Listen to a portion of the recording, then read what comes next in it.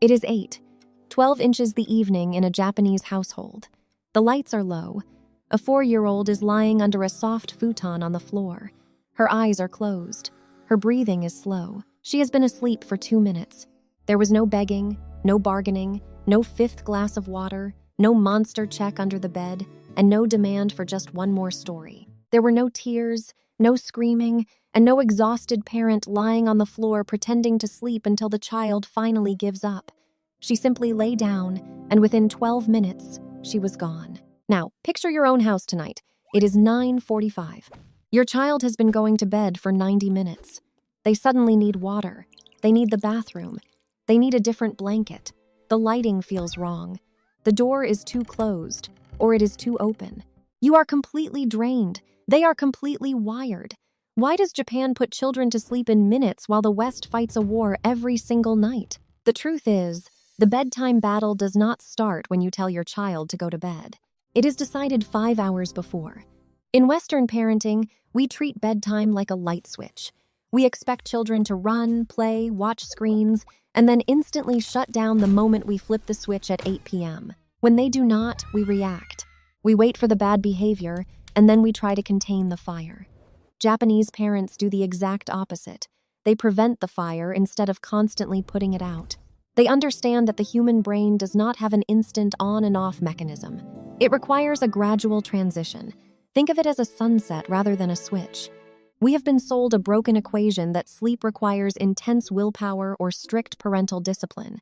It does not. Sleep is a biological mechanism triggered by specific environmental shifts. When you fight your child at 9 p.m., you are not dealing with a simple behavioral issue.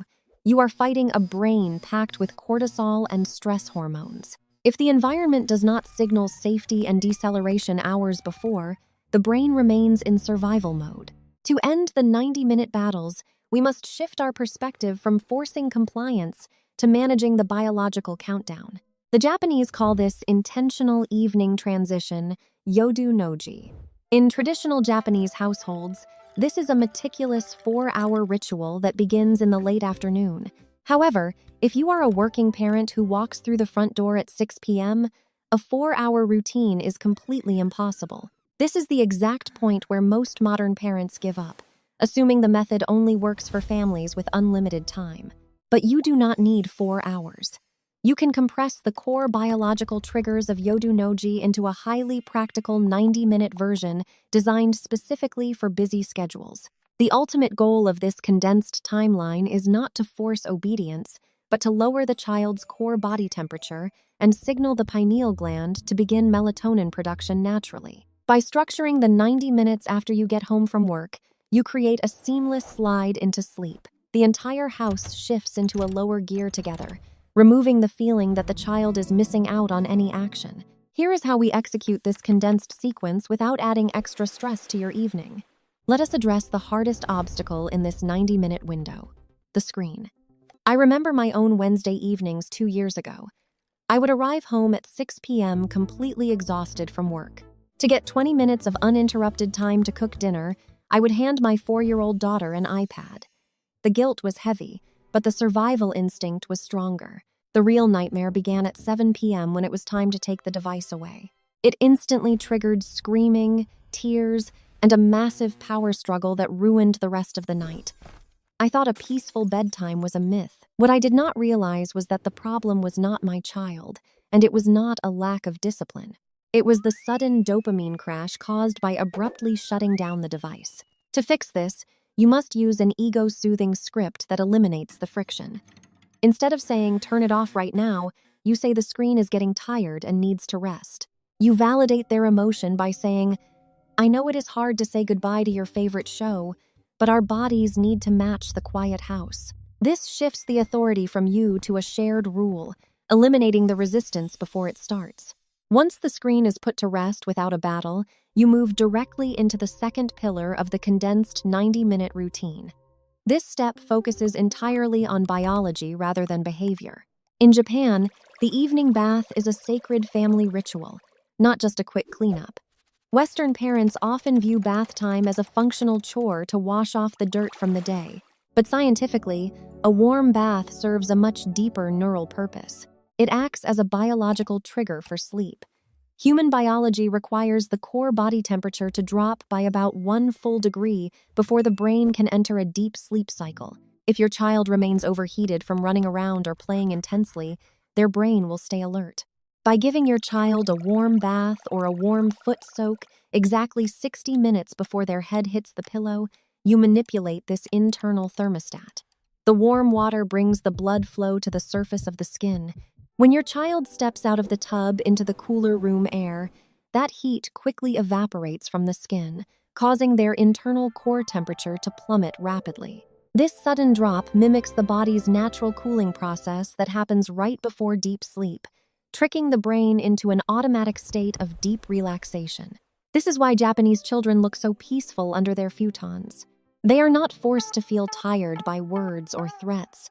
Their bodies have been physically prepared for sleep through temperature management. If you want to learn how to manage these hidden biological systems instead of fighting your children every night, subscribing to the channel will give you a continuous stream of practical, stress-free parenting frameworks. Let us now move to the final environmental trigger that locks this state of relaxation into place. The final piece of the 90-minute sequence takes place immediately after the warm bath and right after dinner.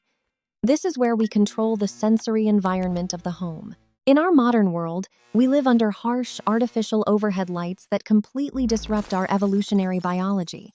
When your house is brightly illuminated at 8 p.m., your child's eyes send a signal to the brain that it is still high noon.